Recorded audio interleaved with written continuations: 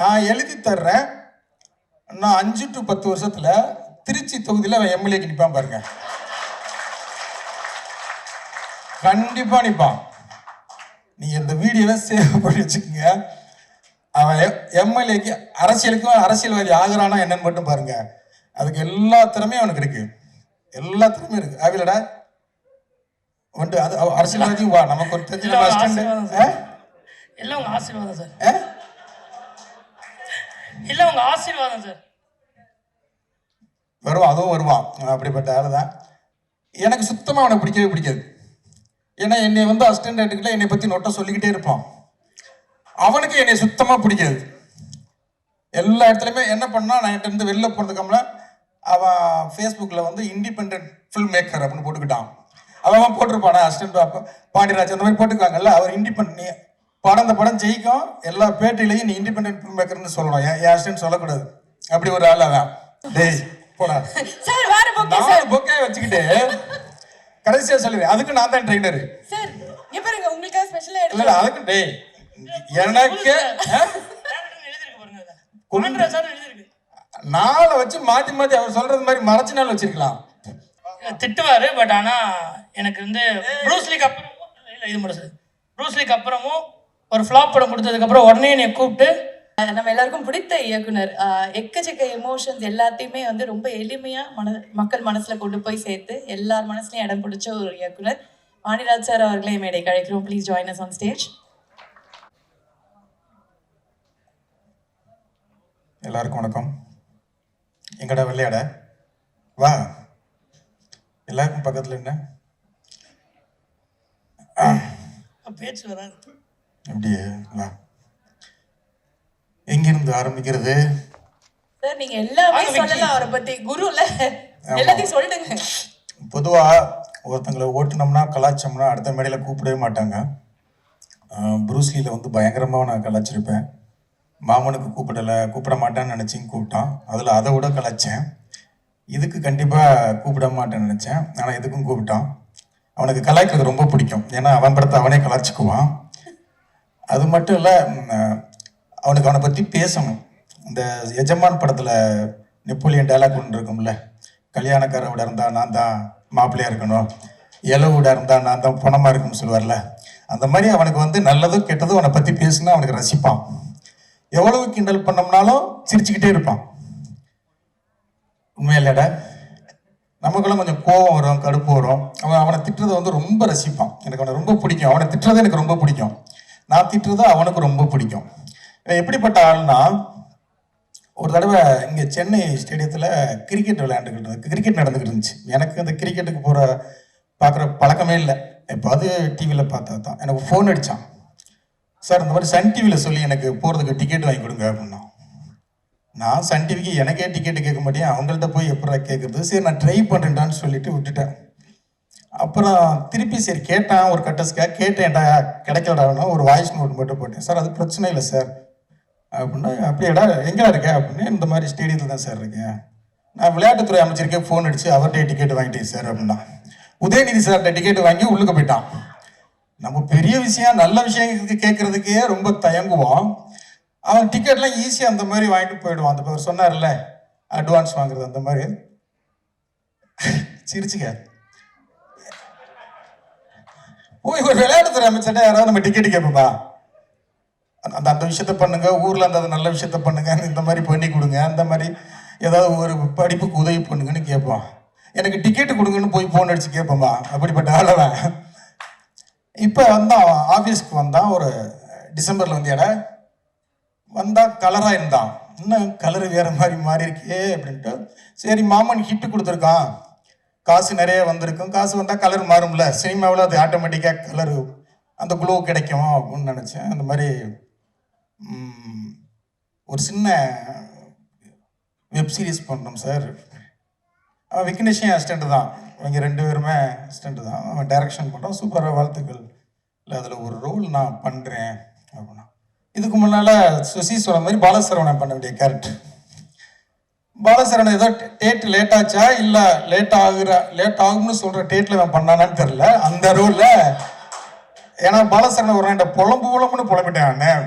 கூடவே இருந்து வேலை பார்த்துட்டானே அப்படின்னா அது அவன் வந்து எக்ஸ்தலத்தில் வந்து புலம்பி நண்பர்கள் கூட இருக்க நண்பர்களே இப்படிப்பட்ட நண்பர்கள் துரோகம் செய்து விட்டார்கள் ஃபீல் பண்ணி போட்டிருக்கான். அதை வந்து ரீபோஸ்ட் பண்ணியிருக்கான். அப்படி ஒரு குசும்பான ஆள் அவன். ஏடா டே அவன் ஃபீல் பண்ணி உடனே தாண்டா போட்டிருந்தான். அது நான் தான் சார் சரிப்பா எல்லாரும் பார்க்கணும்னு போட்டு விட்டேன் அப்படி. சரி அவன் வந்தான் நடிக்கிறான் சந்தோஷம். ஏன்னா இன்னைக்கு வந்து டைரக்டர்கள் எல்லாருமே ஹீரோவாக மாறுறாங்க. ரொம்ப சந்தோஷம். பிரதீப்லேருந்து இப்போ லோகேஷ்லேருந்து எல்லாரும் மாறுறது. எனக்கு ஒரு டேரக்டர் எனக்கு சந்தோஷம். இவனை வரட்டும் அப்படின்னு நினச்சேன். சரி வந்தான் நடித்தான் ஆசீர்வாதம் வாங்கிட்டு போக வேண்டியது தானே. நான் ஒரு கதை வச்சிருக்கேன். அது ஒரு நல்ல மாஸ் ஹீரோ நடிக்கணும். அந்த கதையை நான் பண்றீங்கிறான். உண்மையிலங்க கவின் மாதிரி சிவகார்த்திகேயன் மாதிரி சிவகார்த்திகேயனுக்கு பண்ண கதை அது. எனக்கு ஷாக். அதுல நீ எப்படி நடிப்ப அப்படின்னு. இல்லை சார் நான் அதுக்குள்ள வளர்ந்துக்கிறீங்க சார் அப்படிங்கிறான். குமார் இவர் சொல்லியிருக்காரு உங்க டைரக்டர் வந்து ஒரு சூப்பர் கதை சொன்னாரு, செம்மையா இருக்கு, அதை பண்ணோம்னா பயங்கர ஹிட் ஆகும் அப்படின்னா அதை நான் பண்றேன் அப்படின்னு வந்துட்டான். அந்த மாதிரி ஒரு பயங்கர கான்ஃபிடென்ட். அவனுடைய கான்ஃபிடென்ட் வந்து எனக்கு ரொம்ப பிடிக்கும். நான் எழுதி தர்றேன். நான் 5 to 10 வருஷத்துல திருச்சி தொகுதியில் அவன் எம்எல்ஏக்கு நிற்பான் பாருங்க. கண்டிப்பா நிற்பான். நீங்க இந்த வீடியோவை சேவ் பண்ணி வச்சுக்கோங்க. அவன் எம்எல்ஏக்கு அரசியலுக்கும் அரசியல்வாதி ஆகிறானா என்னன்னு மட்டும் பாருங்க. அதுக்கு எல்லா திறமையும் அவனுக்கு இருக்கு. எல்லா திறமையும் இருக்கு. ஆவிலடா வந்து அது அரசியல்வாதி வா நமக்கு ஒரு தெரிஞ்ச எல்லாம் உங்க ஆசீர்வாதம் சார். இல்ல உங்க ஆசீர்வாதம் சார். வருவான், அதுவும் வருவான். அப்படிப்பட்ட ஆளு தான். உண்மையிலேயே வாழ்த்துக்கள். சந்தோஷமா இருக்கு. ரொம்ப தேங்க்ஸ் சார். ரொம்ப தேங்க்ஸ். போதுமாடா இன்னும் பேசுவாடா? சரி விக்கியை கொஞ்சம் பேசுவோம். Sir please please. ரொம்ப நேரமா இங்கிட்டே இருக்கு. ஏடா ரொம்ப நேரமா இந்த பக்கமாவே இருக்கு. அங்கிட்டு கொஞ்சம். இவர் விக்கி கதகளி படத்துல 3 அசிஸ்டன்ட் தான். ஒருத்தன் அஸ்வின் இந்த கப்பல் ஃப்ரெண்ட்லி பண்ணால அவன். விக்கி காயத்ரின்னு ஒரு பொண்ணு, ஒரு அசோசியேட் அமுதன்னு சொல்லு. இங்கே 3 பேர் தான் புதுசாக வந்தாங்க. பேசிக்கிட்டே இருப்பாங்க. எப்போ பார்த்தாலும் பேசிக்கிட்டே இருப்பாங்க. என்னன்னா இவங்க வேலையாக மட்டும்தான் பேசுவாங்க, என் வேலையாக பேசவே மாட்டாங்க. இவங்களை வச்சு படமே நான் முடிச்சுட்டு எனக்கு பயங்கர கான்ஃபிடென்ட் வந்துருச்சு. இனிமேல் வாழ்க்கையில் எவனை வச்சு வேணாலும் நான் படம் பண்ணிடுவேன் அசிஸ்டன்ட் டைரக்டர். இவங்களே வச்சு ஒரு படத்தை எத்தனை நாள் 60 நாளில் கண்டினியூவாக முடிச்சிட்டோம். நைட்டு பகல்லாம் அடித்து முடித்தோம். இப்படி ஒரு ஹார்ட் ஒர்க்கர் அவர். எனக்கு சுத்தமாக அவனை பிடிக்கவே பிடிக்காது. ஏன்னா என்னை வந்து அசிஸ்டன்ட் டைரக்டர்ல என்னை பற்றி நோட்டை சொல்லிக்கிட்டே இருப்பான். அவனுக்கு என்னை சுத்தமாக பிடிக்காது. எல்லா இடத்துலையுமே என்ன பண்ணால் நான் என்கிட்ட இருந்து வெளில போனதுக்கம்ல அவன் ஃபேஸ்புக்கில் வந்து இண்டிபெண்ட் ஃபில்ம் மேக்கர் அப்படின்னு போட்டுக்கிட்டான். அவன் போட்டிருப்பானா அசிஸ்டன்ட் பாண்டியராஜ் அந்த மாதிரி போட்டுக்காங்கல்ல. அவர் இண்டிபெண்ட் அந்த படம் ஜெயிக்கும். எல்லா பேட்டிலையும் நீ இண்டிபெண்ட் ஃபில்ம் மேக்கர்னு சொல்லணும், என் அசிஸ்டன்ட் சொல்லக்கூடாது. அப்படி ஒரு ஆள் அவன்.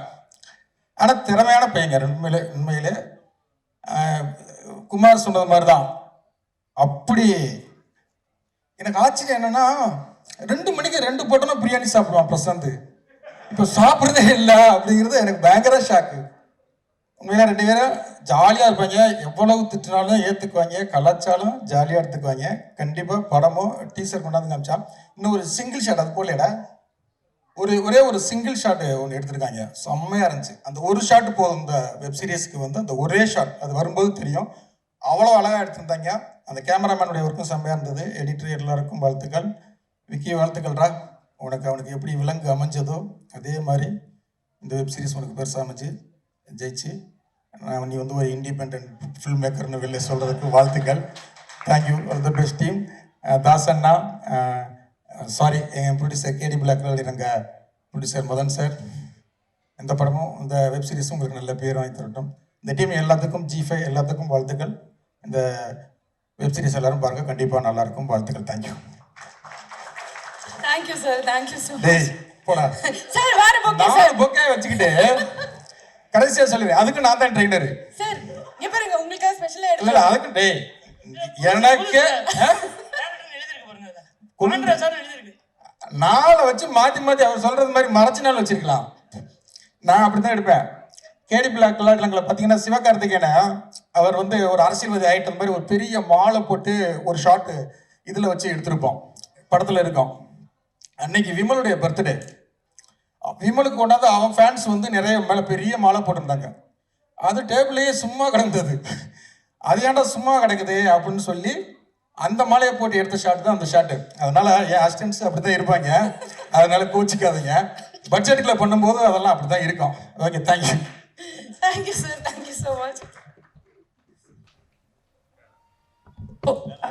சார் ஃபோட்டோ எடுக்கணும், அது பொக்கே பொக்கே வேணாம் சார். உங்களை பற்றி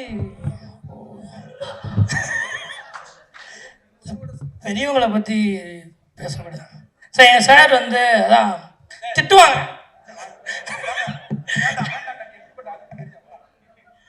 திட்டுவார். பட் ஆனால் எனக்கு வந்து ப்ரூஸ்லிக்கு அப்புறமும் இல்லை இது மட்டும் சார்.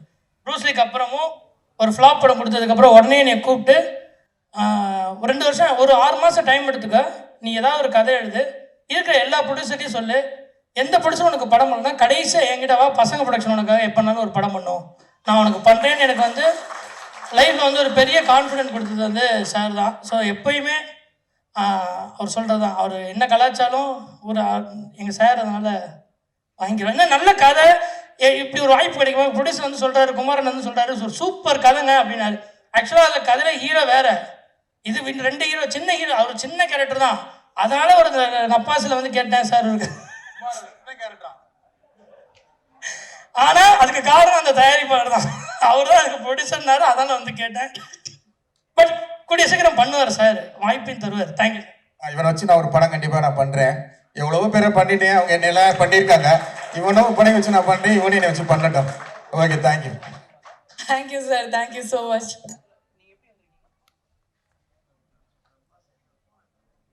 நன்றி நன்றி. ஐயோ, என்ன பேசுவதுன்னு மறந்துட்டேன் உங்களுக்கு அப்புறம்.